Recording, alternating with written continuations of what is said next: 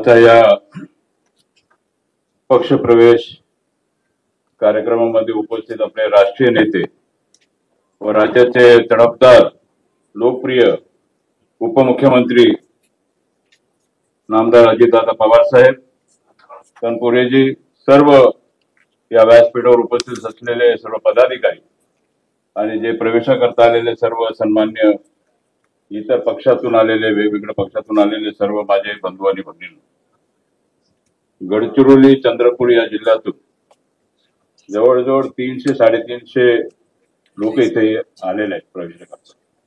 वेळ कमी असला तरी हरकत नाही, परंतु जे मुख्य लोक आहेत त्यांचा आपण इथे घेणार आहोत.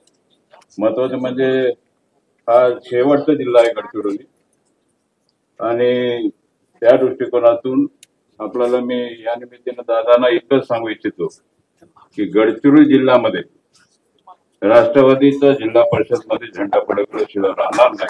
हेच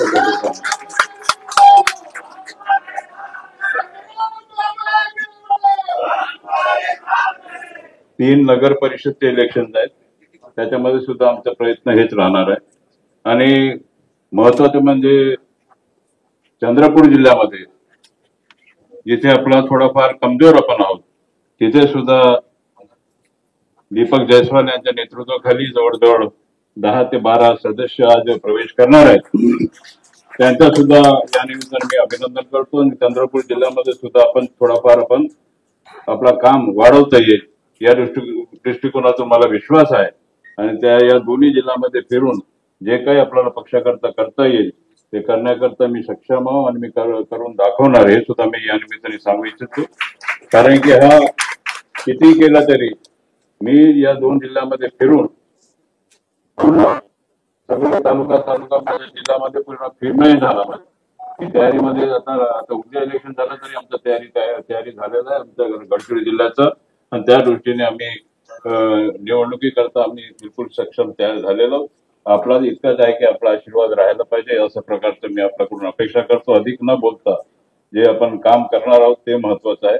आणि येणारा ऑक्टोबर-नोव्हेंबर मध्ये जे काही निवडणूक येतील ते निवडून आणण्याची जबाबदारी आम्ही सगळं आपण जे प्रवेश करत आहोत हे सर्व जबाबदारी आपल्या सगळ्यांवर राहणार आहे. जिथे कुठे असेल महाराष्ट्रामध्ये एक सक्षम नेतृत्व आपल्याला मिळालेलं आहे. दादांच्या नेतृत्वाखाली आपण या राज्यामध्ये काम करत आहोत आणि मला पूर्ण विश्वास आहे खऱ्या अर्थाने त्यांना जर आपल्याला मुख्यमंत्री पाहायचं असेल तर जिल्हा परिषद मध्ये 32 जिल्ह्यामध्ये आपल्याला झेंडा लागला पाहिजे. या दृष्टिकोनातून आपण सगळ्यांनी काम करावं अशा प्रकारचं आव्हान सगळ्यांना करतो आणि आपला रजा घेतो. जय सेवा, जय भीम, जय विदर्भ. यानंतर आलोय करायला तरी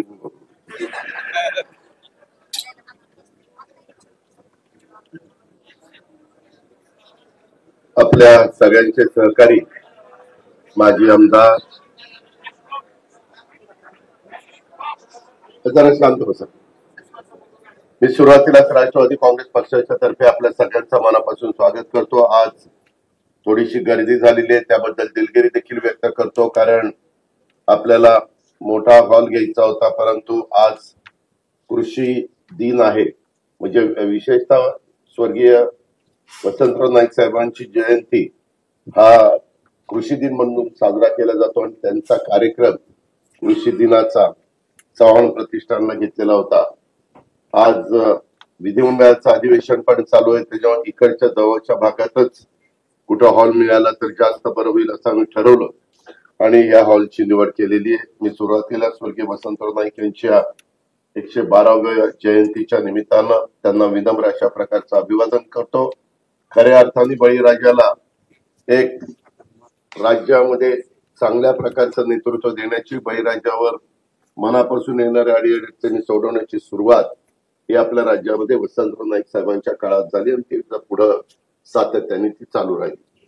आजच्या या पक्षप्रवेशाचे अनेक वेगवेगळ्या भागातले मान्यवर पक्षप्रवेश करणार आहेत. त्याच्यामध्ये आपल्या नवीन नाव झालेल्या अहिल्यानगर जिल्ह्यातल्या राहुरीचे स्वतः अरुण तनपुरे साहेबांनी मधल्या काळामध्ये प्रवेश केला, परंतु त्यांनी सांगितलेलं होतं की अजित, आत्ताच त्यांनी बोलताना पण सांगितलं की आम्हाला इथं सगळ्यांना आणता आलं नाही, परंतु मी अरुण तनपुरे साहेबांना पण सांगतो, आपल्याला सगळ्यांना पण सांगतो, उद्याचं अधिवेशन संपल्यानंतर माझा महाराष्ट्राचा दौरा मी सुरू करणार आहे. तो करणार आहे नंदुरबारच्या पासून नंदुरबार, धुळे, जळगाव असं येत असताना मी जरूर तुम्हाला राहुरीमध्ये वेगळी तारीख देईल. त्यावेळेस आपण मोठा चांगला कार्यक्रम घेऊ. जे कार्यकर्ते इथे येऊ शकले नाही त्यांनाही तिथं निमंत्रित करून आपल्या आपल्या पक्षाची भूमिका, आपलं काम ते त्यांच्या पुढे विशद करण्याचा प्रयत्न त्या ठिकाणी होईल. आज या कार्यक्रमाला माझ्या राहुरीचे तसंच धर्मराव बाबा आत्राम यांच्यामुळं आपल्या गडचिरोलीचे, त्याच्यामध्ये रवींद्र वासेकर पण आहे, बाकीचे पण नाना नाकाडे, इतर सहकारी पण आहे. मला एवढंच सांगायचं की आज रवींद्र वासेकरांचा पण वाढदिवस आहे. परंतु 1 जुलै आणि 1 जून हा वाढदिवस खरा असतो का काय असतो माहिती नाही. कारण शाळेमध्ये आई वडील ग्रामीण भागात त्यावेळेस टाकताना ते शाळेत नेलं की त्या मुलाला किंवा मुलीला उभे करायचे. तारीख काय, त्या शिक्षकांनी 1 जून टाकली तर 1 जून तारीख, शिक्षकांनी 1 जुलै टाकली तर 1 जुलै तारीख. ते खरंच 1 जुलै का नाही? मग नाईक साहेबांच्या सारखा खरा दिसतोय जरा, हरकत नाही. परंतु रवींद्र वासेकरजी स्वतः बाबा धर्मराव बाबा आत्राम तर आहेतच. आमच्या दौंडच्या पुणे जिल्ह्याच्या वैशाली नागवडे, वीरगाव जगदाळे, काही दौंड तालुक्यातले पण कार्यकर्ते आज पक्षप्रवेश करतायत.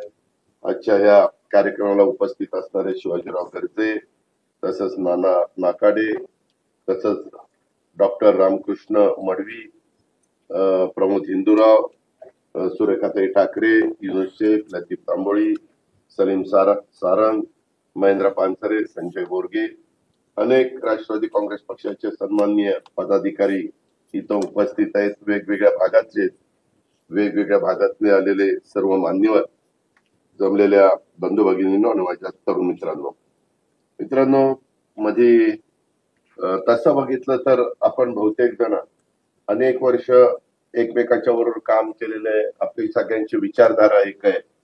मी नेहमीच सांगतो की राष्ट्रवादी काँग्रेस पक्षाची 10 जून 1999 स्थापना झाली.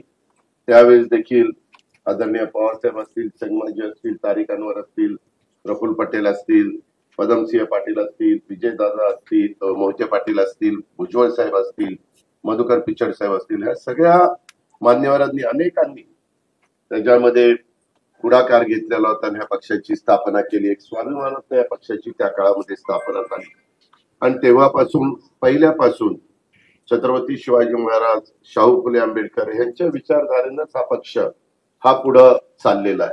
आज देखील आम्ही जे काम करतो महायुतीमध्ये, त्याही वेळेस आपले पहिले महाराष्ट्राचे शिल्पकार मुख्यमंत्री स्वर्गीय यशवंतराव चव्हाण साहेब, त्यांनी एक सुसंस्कृतपणा महाराष्ट्राला शिकवला. त्यांनी महाराष्ट्राची एक वैचारिक बैठक कशी असली पाहिजे, सगळ्यांना बरोबर घेऊन कसं काम केलं पाहिजे, त्याबद्दलचा एक आदर्श त्या आपल्या महाराष्ट्रामध्ये निर्माण केला. नंतरच्या काळामध्ये हिमालयाच्या मदतीने सह्याद्री धावून गेला, हे सगळं आपण इतिहास म्हणजे ते पुस्तकामध्ये वाचतो. हा सगळा इतिहास आपल्या सगळ्यांच्या समोर आहे. पण या पक्षामध्ये काम करत असताना अनेक जण पक्षामध्ये जोडले जात आहेत. आताच आपले धर्मराव बाबा आत्राम म्हणाले तसं उद्याच्या काळामध्ये आपल्या सगळ्यांच्या समोर महत्वाचं म्हणजे स्थानिक स्वराज्य संस्थांच्या निवडणुका आहेत. आणि त्या स्थानिक स्वराज्य संस्थांच्या निवडणुकामध्ये आपल्याला नवीन कार्यकर्ते, जुने अनुभवी कार्यकर्ते, महिला भगिनी, युवती युवक अशांना आपल्याला तिथं संधी द्यायची. परंतु ती संधी देत असताना त्या व्यक्तीचं काम पण तिथं असलं पाहिजे. सध्या साधारण वेगवेगळ्या जे वॉर्ड असतात, जे प्रभाग असतात, म्हणजे महानगरपालिका, नगरपंचायतीचं मी बोलतो, आणि आपल्या जिल्हा परिषदेचे, तालुका पंचायतीचे गट असतात, ह्याच्याबद्दलच्या रचना करण्याचं काम चाललेलं आहे. पण आपण सगळ्यांशी मिळून मिसळून राहिलो, सगळ्यांना एक आपलेपणा आपण आपल्या कामात निर्माण केला तर समाज निश्चितपणे आपल्या पाठीशी उभा राहत असतो. आणि त्याच्यावर तुम्ही अलीकडच्या काळामध्ये बघितलं, मोठ्या प्रमाणात सत्ताधारी पक्षात किंवा इतर पक्षामध्ये पण अनेक जण वेगवेगळ्या पद्धतीनं पक्षप्रवेश करतायत. मला मागच्या वेळेस स्वतः अरुणरावांनी सांगितलं होतं की दादा पुढच्या वेळेस आमच्या इथले विजय डवले असतील, वेणुनाथ कोतकर असतील, दत्तात्रय पानसंबळ असतील, अशोक विटनोर, अय्यूब पठाण, प्रकाश भुजाडी, बाळासाहेब मुंडे, आदिनाथ कराळे, दीपक साळवे, नवनाथ ढोकणे, गोरक्षनाथ पवार, रखमाजी जाधव, दत्तात्रय शेळके, रामदास बाचकर, दत्तात्रय कवाणे, अशोक उरे, अरुण घोष, सुरेश करपे, जनार्दन गाडे, भास्करराव ढोकणे, सुभाष डुकरे, मधुकरराव पवार, महेश पानसरे, आबासाहेब वाळुंज, विलास तनपुरे, कृष्णा मुसमाडे, अप्पासाहेब जाधव, प्रदीप भुजाडी, दशरथराव पोपळघट, नंदकुमार तनपुरे, सुखदेव चव्हाण, प्रदीप महड, किशोर वने, असे अनेक जण, कोण कारखान्याचा माजी संचालक आहेत, कोण माजी सभापती पंचायत समितीचे त्या ठिकाणी आहेत, अहमदनगर जिल्हा माध्यमिक शिक्षण सोसायटीचे व्हाईस चेअरमन म्हणून काम केले, जिल्हा परिषदेचं सदस्य म्हणून, राहुरी नगर परिषदेचे उपनगर अध्यक्ष, नगरसेवक, मुळा प्रवरा इलेक्ट्रिक सोसायटीचं संचालक म्हणून, डॉक्टर बाबूराव तनपुरे सहकारी साखर कारखान्याचं संचालक म्हणून, उपसभापती मार्केट कमिटीचं म्हणून, संचालक मार्केट कमिटीचं म्हणून, अशा अनेक ठिकाणी विद्यमान संचालक पण आता बरेचसे मान्यवर आहेत. अशा अनेक वेगवेगळ्या मान्यवरांनी, काही आदर्श नागरी पतसंस्थेचे व्हाईस चेअरमन आहेत, नगर परिषदेचे पण माजी नगरसेवक आहेत, अशा वेगवेगळ्या विकास सोसायटीचे पण काही व्हाईस चेअरमन आहेत. अशा वेगवेगळ्या मान्यवरांनी आज ते प्रवेश करतायत. मी त्या सगळ्यांचंच मनापासून स्वागत करतो. तसंच आमच्या धर्मराव बाबा अत्रा, वासेकर आणि बाकीच्या सगळ्या आमच्या गडचिरोलीच्या सहकाऱ्यांच्या प्रयत्नामुळं आमचे नगराध्यक्ष, नगरपंचायत सिरोच्याच्या श्रीमती शेख फरजाना इफ्तिखार, शेख अब्दुल रऊफ अब्दुल गफ्फार, श्रीमती गणपुरवार भवानी मारुती, श्रीमती अक्कुदारी बक्कू पोचम, श्रीमती दुग्याला मलेश्वरी साईलू, श्रीमती अलोनी नरेश कुमार केशवराव, राजेश कोंडैया बंदेला, नागेश दुगियाले, राहुल गरपल्लीवार. तसं हे आपले झाले सिरोंचाचे. आता अहिरेचे शैलेंद्र पटवर्धन, विलास सिडाम, नवराज शेख, ज्योतिताई सडमे, तसंच आमच्या नागपूर शहरातल्या नूतन रेवतकर, साहेबराव देशमुख, भूषण तल्ला, तसंच आमच्या चंद्रपूरचे पण दीपक जयस्वाल आपल्याबरोबर नव्हतं.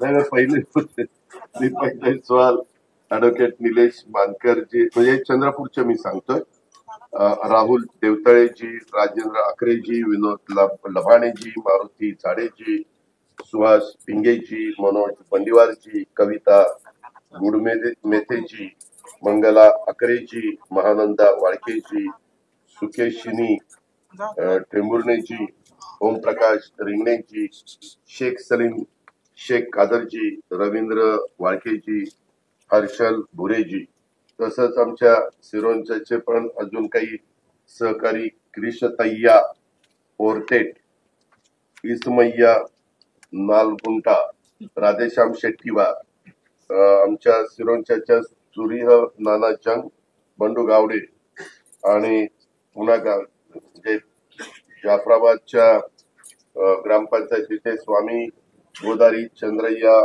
दुर्गम, सत्यम पिडगू, महेश आडे, लक्ष्मण वेलादी, आमच्या बेजूरपल्लीचे प्रमोद, गडचिरोली विधानसभेचे प्रमोद वैद्य, अनिल केरामी, वैशाली ताटपल्लीवार, बौद्ध कुमार लोणारे, नामदेव उडान, किरण ताटपल्लीवार, ओमप्रकाश मडावी, पुंडलिक मेश्राम, प्रल्हाद वाघारे, अक्षय कोरेटिक, शशिकांत कोवे, सुधीर मडावी, प्रतिभाताई कोलेवार, स्वातीताई मेश्राम, सचिन लाकडे, मयूर धकाते, गुरुदेव दखते, चंद्रकांत हुड्रा, मोरेश्वर मडावी, संतोष इच्छमी, शकीम पठाण, सरफराज शेख, शिवावट्टी, दीपक झिल्पे, दिलीप नागपुरे, योगेश नरसुलवार, अक्षय इंदुरकर, वृषाली भोयर, गीता सपाटे, संगीत मेश्राम, संगीत बांगरे, विद्या मेश्राम,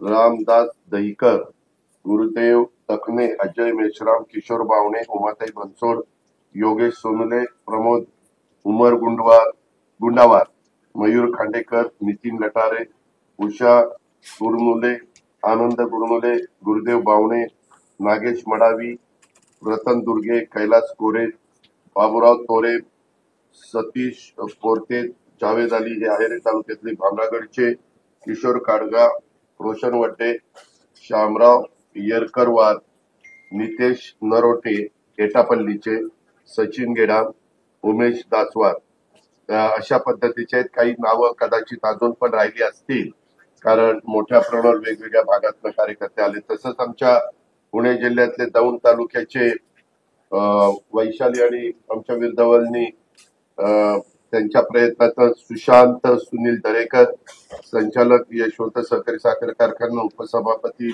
माजी दौंडचे प्रकाशराव नवले, माजी उपसभापती दौंड, पोपटभाई ताकवणे हे संचालक आहे कृषी उत्पन्न बाजार समिती दौंडचे, सरपंच पारगावचे सुभाष बोत्रे, संचालक खरेदी विक्री संघाचे नानासाहेब जेधे, सरपंच विशाल बारवकर, सागर विलास जाधव राजेगावचे, विलास माजी सभापती विलास शितोळे माजी नगरसेवक, जीवराज पवार माजी नगरसेवक, राजेश गायकवाड माजी नगरसेवक, अफजल पानसरे माजी नगरसेवक आणि प्रशांत दनवे हे आमच्या दौंड तालुक्यातले. असं मित्रांनो पुणे जिल्ह्यातल्या दौंड तालुक्यात, तसं आमच्या गडचिरोली, चंद्रपूर, नागपूर, भामरागड असेल, अहिरे असेल, एटापल्ली असेल, तसंच आमच्या सिरोंचा असेल, ह्या वेगवेगळ्या भागातनं चंद्रपूर शहर आमचं असेल, अशा वेगवेगळ्या भागातनं मान्यवर आज येत आहेत. आणि आमच्या अरुणरावांच्या बरोबर मी आत्ताच सांगितलं, रावरी अरुणराव मंडलेकर आहे, देवळाली प्रवरा हे माझा आजोळ आहे. त्याच्यावर देवळाली प्रवरा किंवा रावरीच्या परिसरामध्ये लहानपणापासून सुट्टीला जाणारा, आजोळी जाणारा मी एक कार्यकर्ता आहे. त्याच्यावर तिथलं वेगळं नातं माझं आहे. त्यामुळं तिथले पण अनेक रावरीचे माझे सहकारी अरुणरावांच्या नेतृत्वाखाली राष्ट्रवादी काँग्रेस पक्षामध्ये तुम्ही प्रवेश करताय. धर्मराव बाबा अत्रवांच्या नेतृत्वाखाली गडचिरोली त्या सगळ्या भागातले लोक प्रवेश करतायत. आणि बाकीचे पुढं हिंगोली, परभणी, मुंबई, शहापूरचे पण आहेत, पण ते पुढे आहेत. आधी आपण आपला कार्यक्रम पक्ष प्रवेशाचा संपूया. आताच अरुणरावांनी पण सांगितलंय, धर्मराव बाबा अत्रवांनी पण सांगितलं. माझी तुम्हाला विनंती आहे, सध्या पक्ष प्रवेश होत असताना सभासद नोंदणीचं पण पक्षाचं काम जोरात चाललेलं आहे. आपल्याला त्याला पण आता माझ्या माहितीप्रमाणे आमचं अधिवेशन साधारण 18 का 19 तारखेपर्यंत आहे. हा आठवडा, पुढचा आठवडा आणि त्याच्या पुढचा आठवडा, 3 आठवडे. शुक्रवारी पुढच्या पुढच्या आठवड्यात संपणार आहे. आणि तटकरे साहेबांनी पण प्रांताध्यक्ष म्हणून त्यांनी पण दौरा आखलेला आहे. ते जळगाव आणि इतर भागामध्ये दौऱ्यावर जाणार आहेत. त्यांचं अधिवेशन, माझं अधिवेशन संपल्यावर लोकसभेचं अधिवेशन सुरू होणार आहे. त्याच्या आधी ते काही भागाचा दौरा करतात. मी मात्र आपलं अधिवेशन संपल्यानंतर थेट माझं अधिवेशन हे डिसेंबरमध्ये आहे. त्याच्यावर साधारण मंगळवार बुधवार मंत्रालयातलं काम असतं, वित्त मंत्री म्हणून, नियोजन मंत्री म्हणून, एक्साइज मिनिस्टर म्हणून. त्या कामाच्या पुरतं मी मुंबईमध्ये राहील. आणि जास्तीत जास्त मला 4 दिवस तरी, म्हणजे कदाचित मी गुरुवार, शुक्रवार, शनिवार, रविवार, सोमवार तरी देईल, किंवा असे 4 दिवस ओळीनं देणार आहे. गुरुवार, शुक्रवार, शनिवार, रविवार 4 दिवस पक्षाला मी आत्ताच सांगतो पदाधिकाऱ्यांना की तशा पद्धतीचे दौरे आखावे. सुरुवातीला त्या 4 दिवसामध्ये आपलं नंदुरबार, धुळे, जळगाव, श्याम सनेर आणि सगळे बाकीचे मान्यवर धुळे जिल्ह्यातले आलेले आहेत. त्यांना पण मी सांगितलेलं, काल पण ती मंडळी भेटली होती. तिकडचा दौरा 1-1 दिवसाचा घ्यायचा, जळगाव, आणि 4था दिवस नगरला, अहिल्यानगरला द्यायचा, अहिल्यादेवी नगरला. अशा पद्धतीनं हे संपल्या ह्याच महिन्यामध्ये शेवटच्या आठवड्यात नवीन जुलैमध्ये मी तिकडचे त्या उत्तर महाराष्ट्राचे 4 हे करेल. 5वा दिवस देता आला तर तोही देऊन तिकडचा पूर्णपणे नाशिक पण जर कव्हर केलं, तेव्हा नाशिकला नंतर जाऊन बघू. आणि त्या पद्धतीनं आपण काम करणार आहोत.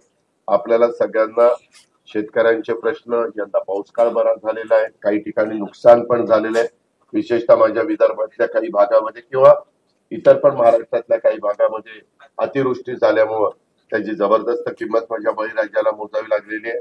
पण त्याच्यातून परत बळीराजाला कसं उभा करता येईल याबद्दलचा मनापासूनचा प्रयत्न आम्हा लोकांचा सगळ्यांचा चाललेला आहे. तशा प्रकारच्या सूचना या अधिकारी वर्गाला दिलेल्या आहेत, पंचनामे करायला सांगितलेले आहेत आणि त्यामध्ये दुबार पेरणीचं संकट काही ठिकाणी अजिबात नाहीये. अतिशय चांगल्या पद्धतीनं तिथं पाऊस पडलाय. काही भागात मात्र दुबार पेरणीचं संकट महाराष्ट्राच्या आहे ही वस्तुस्थिती आहे. मी पण एक शेतकरी असल्यामुळे मला शेतकऱ्याचे प्रश्न बारकाईने माहिती आहे. आज जरी मी उपमुख्यमंत्री म्हणून तुमच्या समोर बोलत असलो तरी माझी स्वतःची बारामतीला शेती आहे आणि मी ती शेती जरी इथं असलो तरी ज्यावेळेस बारामतीला जातो त्यावेळेस ते बघत असतो. त्याच्यावर माझी सुरुवात शेतकरी म्हणूनच झालेली असल्यामुळं पोल्ट्रीचा व्यवसाय असेल, दुधाचा व्यवसाय असेल, हे सगळे व्यवसाय मी स्वतः केलेले असल्यामुळं मी स्वतः त्या व्यवसायामध्ये फार बारकाईनं अभ्यास केलेला असल्यामुळं त्या प्रश्नाची जाण मला आहे.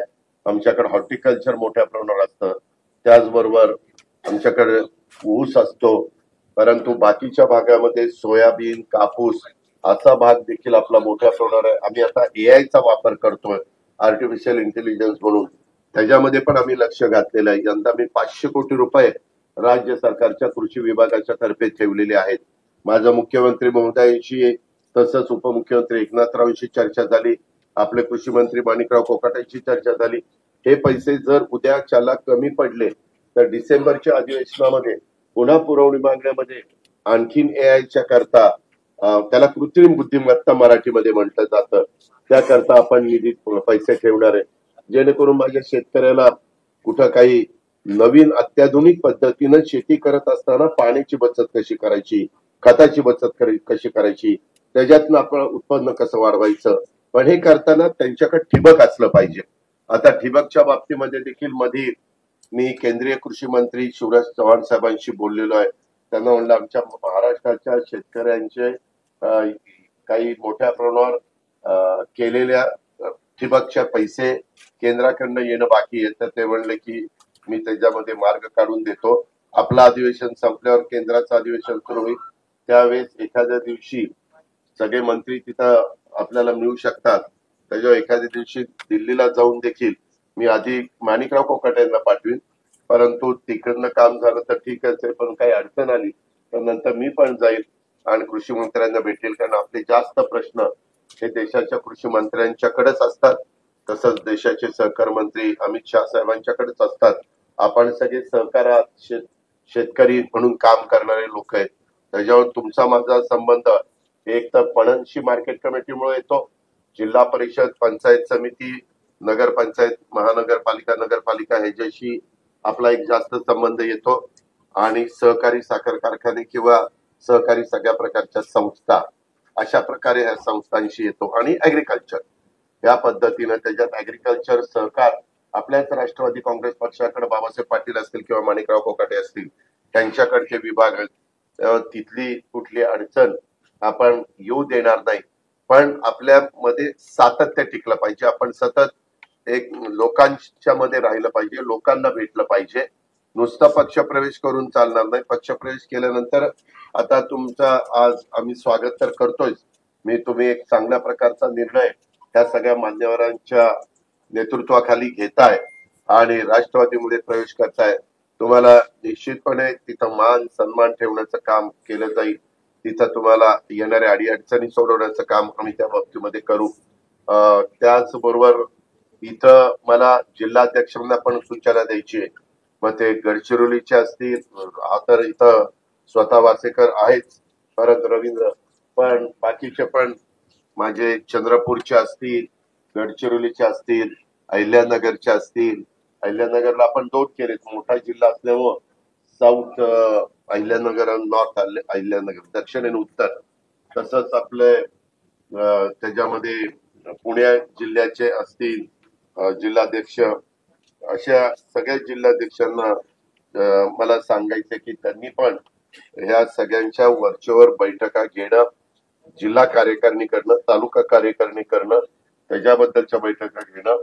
काही काही ठिकाणी लोक कार्यकर्ते तक्रार करतात की दादा आमच्या बैठका होत नाही, त्याचाही आढावा शिवाजीराव गर्जे तुमच्यावर ताण जास्त आहे याची मला जाणीव आहे, परंतु त्याच्यातली जबाबदारी बैठका त्या त्या महिन्यामध्ये कुणाच्या झाल्या कुणाच्या नाही झाल्या, झाल्या नाही तर का नाही झाल्या, तिथं काय अडचण आली, सतत कार्यकारिणी पण अशा पद्धतीनं भेटली पाहिजे, त्याच्यातनं प्रश्न समजून येतात. जसं आम्ही राष्ट्रवादी काँग्रेस पक्ष महायुतीमध्ये सामील झाल्यापासून दर मंगळवारी मी माझ्या घरी बैठक घेतो सगळे आमदार आणि सगळ्या मंत्र्यांची, आणि त्यामध्ये काही प्रश्न असतील आमदारांचे, काही प्रश्न आमचे पालकमंत्री असतील त्यांच्याकडनं काही फीडबॅक आला तर ते आपण ऐकून घेतो, किंवा मला आठवड्याभरामध्ये जे काही गोष्टी सांगायच्या त्या पण त्यांना सांगण्याचं काम मी पण करतो. प्रांताध्यक्ष म्हणून तटकरे करतात, अजून कोण भुजबळ साहेब असतील किंवा इतर मान्यवर असतील त्यांना काही सांगायचं असेल तर ते पण त्या ठिकाणी सांगतात.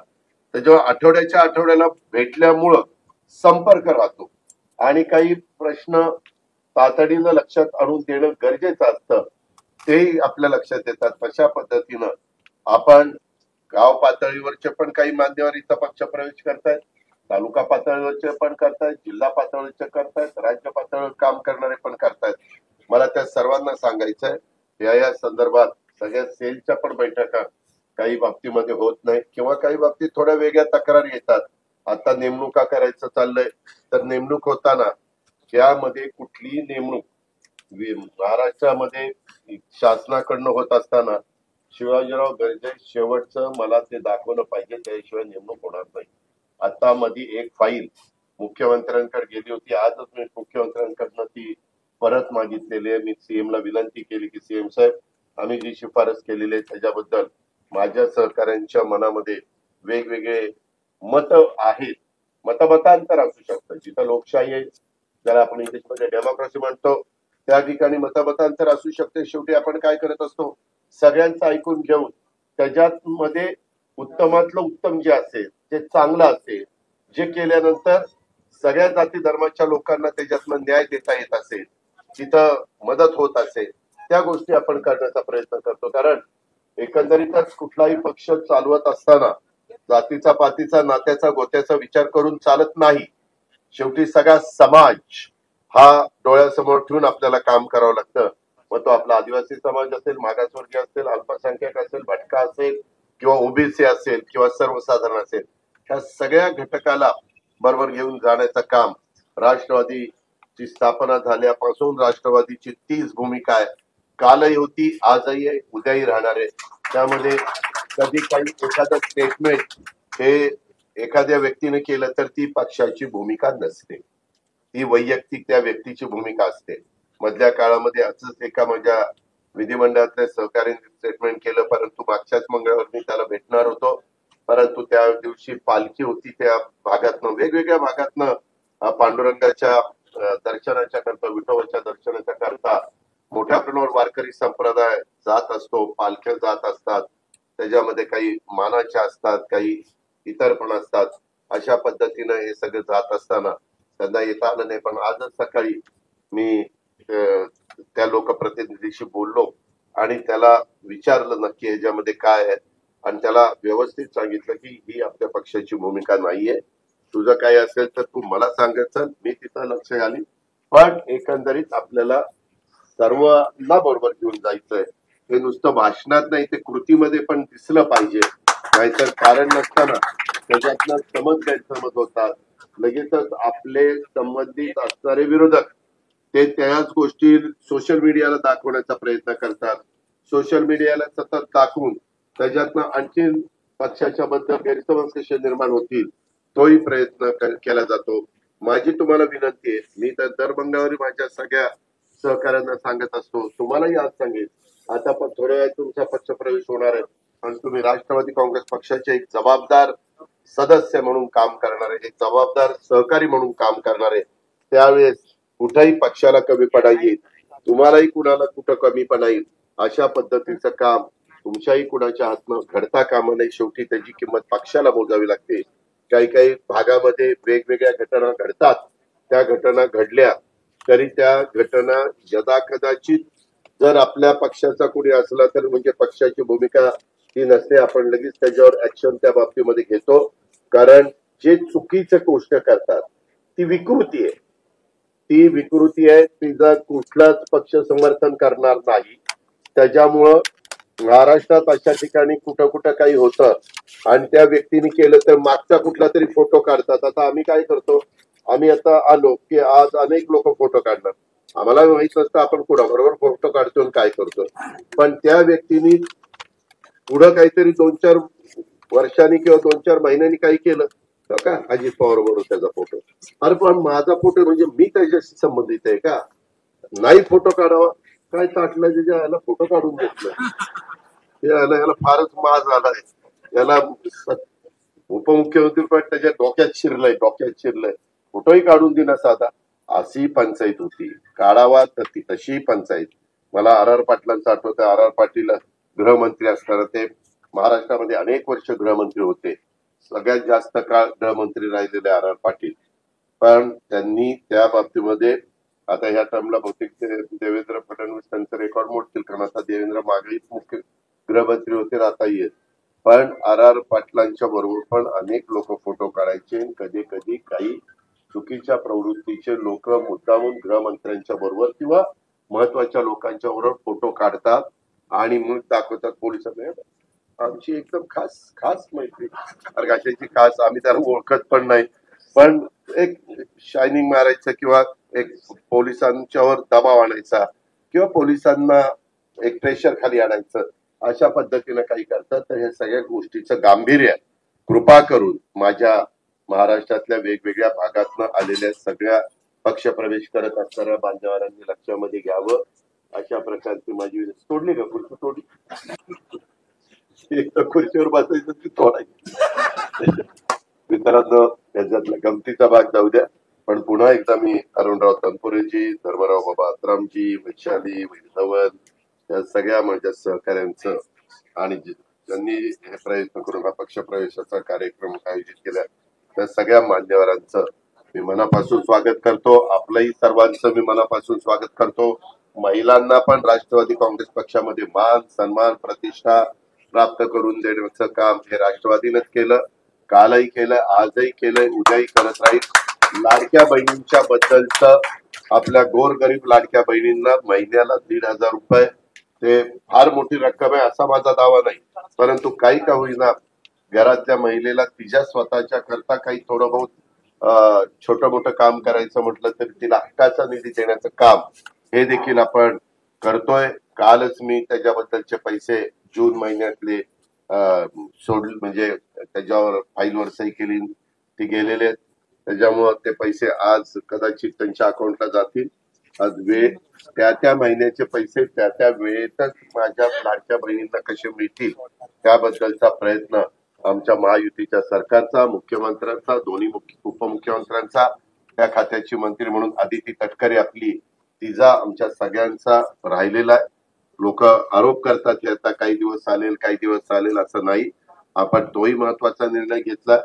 थोडस आपल्यावर त्याचा जबाबदारी वाढलेली आहे आर्थिक बाबतीतली, तसंच आपल्या शेतकऱ्यांना पण 3, 5, 7.5 हॉर्सपावरचं आपण मोफत वीज देतो, ते पण पैसे राज्य सरकारकडनं महावितरणला द्यावे लागतात.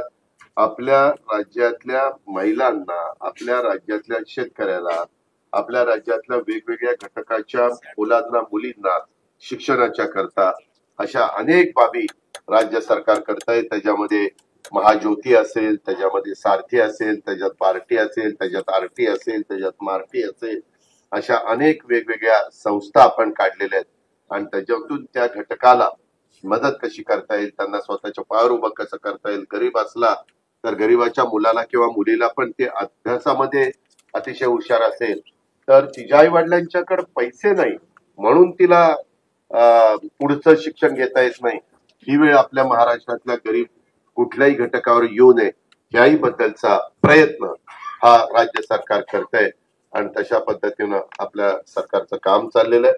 त्याच्यात राष्ट्रवादी काँग्रेस पक्ष पण महत्वाची भूमिका बजावतोय आणि त्यामुळं आज आपण राष्ट्रवादी काँग्रेस पक्षामध्ये जे आलेला आहात त्याबद्दल मी मनस्वी आनंद व्यक्त करतो आणि आपलं मनपूर्वक स्वागत करून थांबतो. जय हिंद, जय महाराष्ट्र, जय राष्ट्रवादी. चंद्रपुर और गढ़चिरौली के लोग यहाँ पे आज प्रवेश के लिए आए, तो क्या कहना चाहिए? यहाँ पे काफी तादाद में लोग बाहर से अपने गढ़चिड़ी और चंद्रपुर जिले से यहाँ पर प्रवेश के लिए आए थे।